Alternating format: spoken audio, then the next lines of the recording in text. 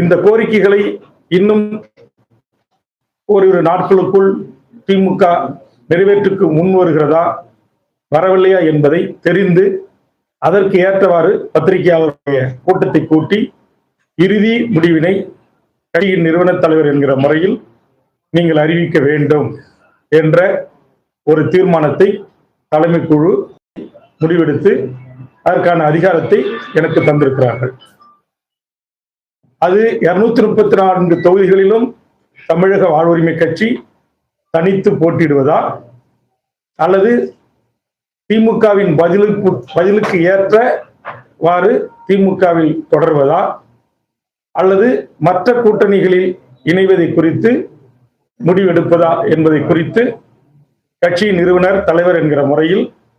நீங்கள் எடுக்கிற அந்த முடிவுக்கு நாங்கள் கட்டுப்படுகிறோம் என்று தெரிவித்திருக்கிறார்கள்.